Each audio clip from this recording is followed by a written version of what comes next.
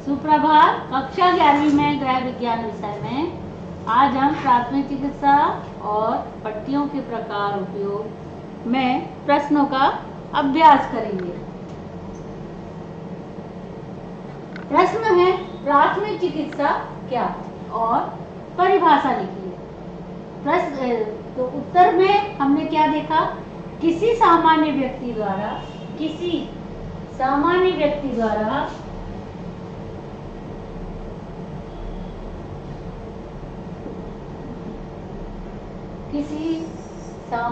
व्यक्ति द्वारा दी जाने वाली राहत या सहायता को चिकित्सक कहते हैं, लेकिन वही प्राथमिक चिकित्सा है।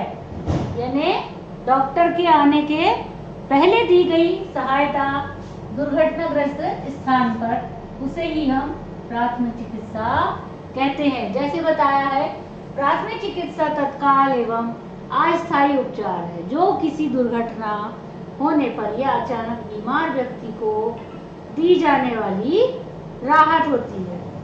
फिर है, प्राथमिक चिकित्सा के उद्देश्य क्या है। प्राथमिक चिकित्सा हम किस लिए करते हैं? तो प्राथमिक चिकित्सा में बताया कि मानव जीवन की रक्षा करने के लिए, मानवीय कर्तव्य का निर्वाह करने के लिए, जैसे एक दूसरे की मदद करते हैं, कोई गिर गया है, किसी को चोट लगे, हम उसको अस्पताल तक पहुंचवाए है, मानवीय कर्तव्य का निर्वाह करना। अचानक दुर्घटनाग्रस्त अथवा बीमार व्यक्ति की हालत डॉक्टर के आने के पहले तक ठीक रखना।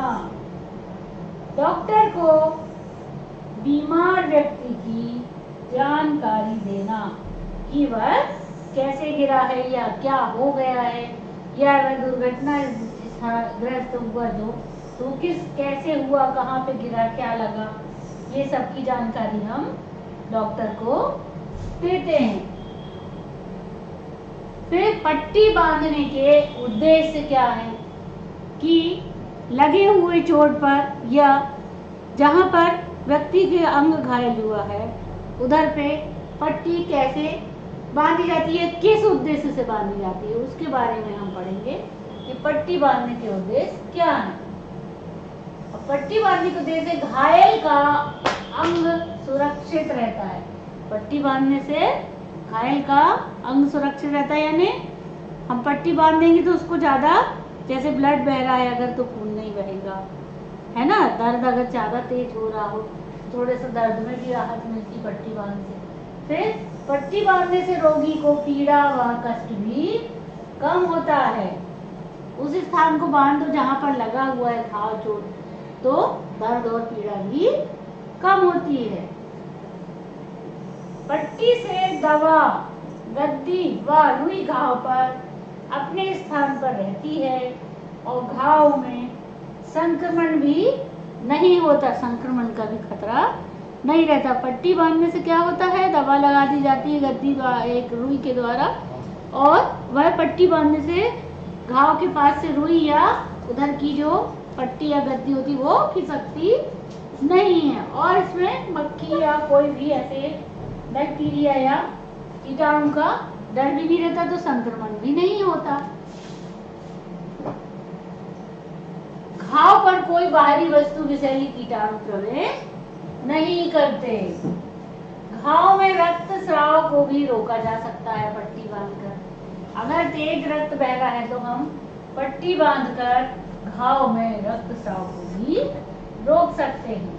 अब है श्वसन विधि होती है, ये एक श्वसन की विधि है, क्या लाबोर्ड की विधि है। श्वसन कृत्रिम श्वसन होती है। श्वसन लाबोर्ड की विधि में क्रिया विधि समझाइए। लाबोर्ड की विधि में रोगी के कपड़े ढीले कर दिए जाते हैं ताकि उसे सांस लेते बने और हम उसको सांस दे सके। जैसे रोगी को एक करवट लिटा दिया जाता है और इसको या फिर चित्त भी लिटा सकते हैं। रोगी के मुंह को साफ कर देते और उसके पश्चात जीभ पकड़कर 1 सेकंड के लिए बाहर रखते हैं, फिर छोड़ देते हैं और इस क्रिया को 2-3 बार करते हैं तो सांस लेते बढ़ने लगता है रोगी। छाती की हड्डियां या पसली की हड्डी टूटने पर हम लावोड विधि का प्रयोग करते हैं।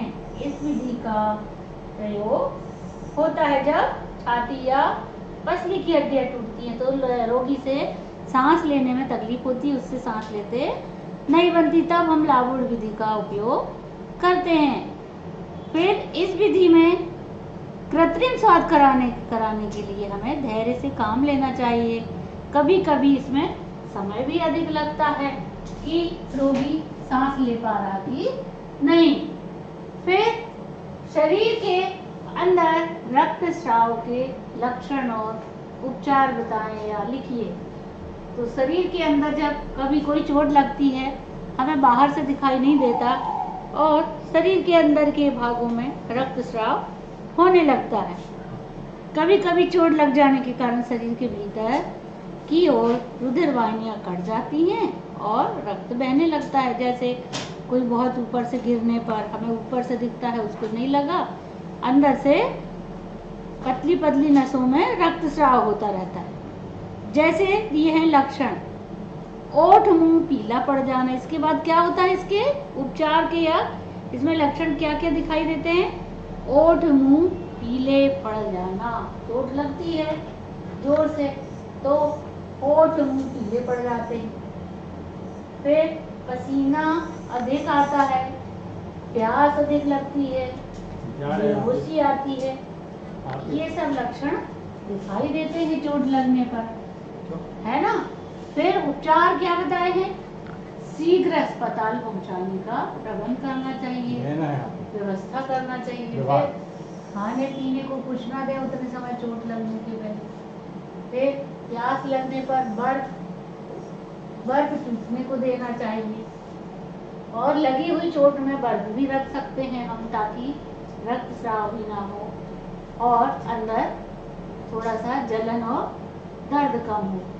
घायल को सदमा पहुंचे अगर तो उसे धैर्य बनाना चाहिए कि हाँ तुम ठीक हो जाओगे, तुम्हें चोट कम लगेगी, धैर्य बनाना चाहिए। फिर यदि रक्तस्राव का स्थान मालूम हो तो उस स्थान पर बर्फ थैली रखना चाहिए, बर्फ की थैली रखना चाहिए। अगर हमें पता है कि जिस स्थान पर रक्तस्राव हो रहा है अंदर, है ना, हथेलियों के पास, पेट में, जांघ में, कहीं भी हमारे अंदर चोट लग जाती है अगर, तो घुटने में, तो हम बर्फ की सिकाई कर सकते हैं, बर्फ की थैली रख सकते हैं। ऐसे करके हम पट्टियों का प्राथमिक उपचार बता सकते, प्राथमिक चिकित्सा कर सकते बच्चों। अब हम आपको बच्चों ये सारे क्वेश्चन कॉपी में लिखने हैं और परीक्षा की तैयारी भी करनी है। ऐसे करके आप पढ़ाई करते जाएं।